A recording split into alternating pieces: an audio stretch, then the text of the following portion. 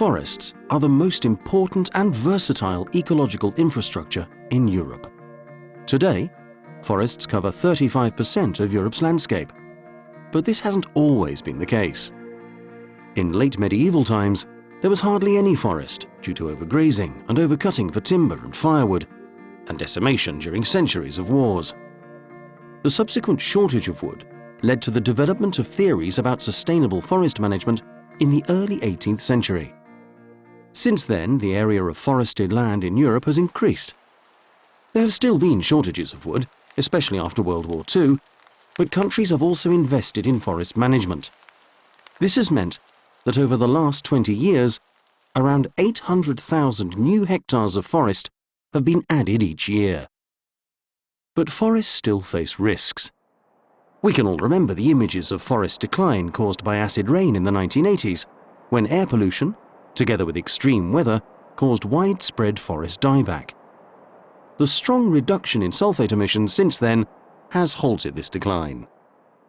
We also know that the 2003 drought affected forests, and that climate change will bring further challenges. Even a modest climate change of 2 degrees will mean large summer temperature increases of maybe 7 or 8 degrees, which will lead to further droughts in areas like the Mediterranean. These are enormous changes, which the present trees cannot cope with.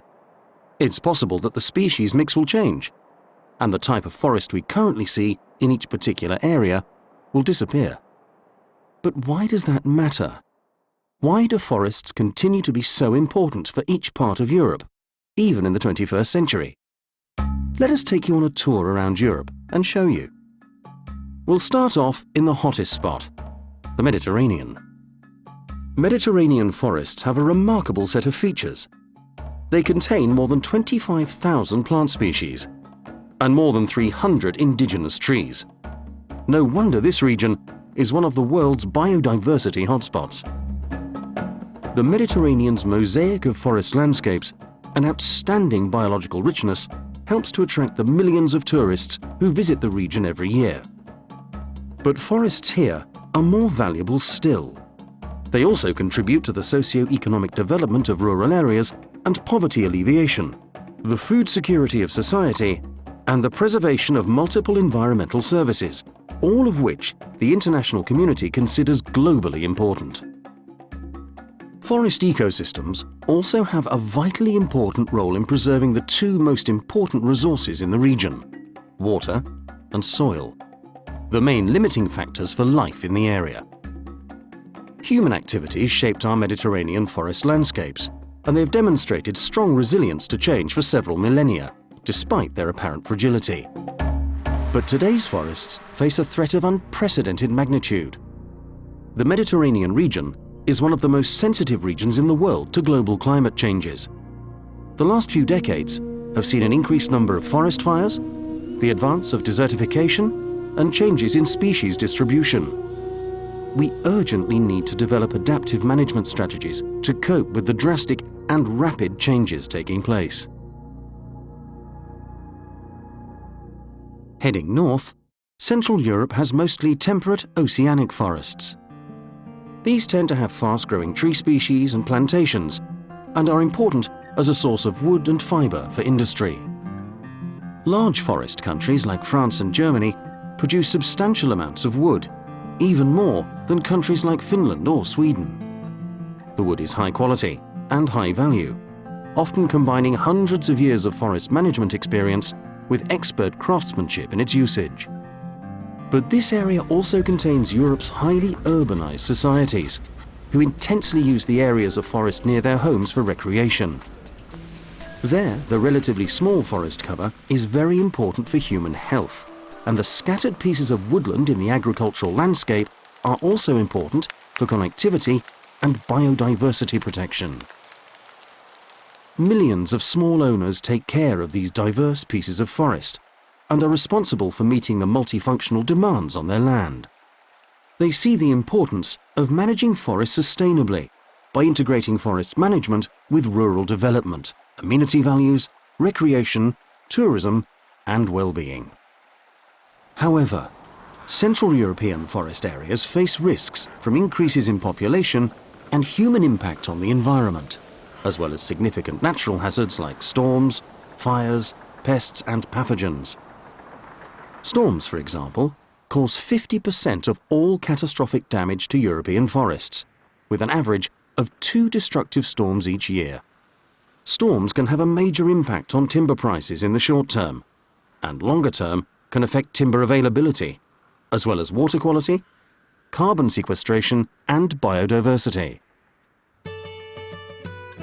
Further north still, Northern Europe is home to boreal forests, which are dominated by spruce and pine. There is heavy rainfall compared to the amount of evaporation, and as a result, forests overgrow if they are not managed. The forest in this region is central to the landscape, mostly family-owned and intensively used as a source of raw material for industry. But this area is also a good example of how non-wood products such as berries, mushrooms, lichen and game can be an important source of income. Forest tourism is also becoming more and more important. Here, wood is a major source of energy, helping to significantly decrease greenhouse gas emissions from the production and combustion of fossil fuels. While 3.7% of European energy use is forest-based, in Northern Europe, it's much higher, around 20% in Finland, for example. Forests have become an important source of alternative, renewable energy and biomass production. Forest wood chips and other bioenergy materials can power energy plants, for example, while on a more domestic scale, wood pellets can provide central heating for homes. Bioenergy usage has risen dramatically during the last 2 decades, and current European-wide targets for renewable energy aim to increase production even more. The challenge for us, of course, is to sustainably manage forests and maintain their biodiversity while supplying more wood to contribute to this emerging green economy. We also face competition between the rise in local usage of wood for biomass and changing needs for industrial products. For example, the requirements for timber to come from forests demonstrably managed for sustainability.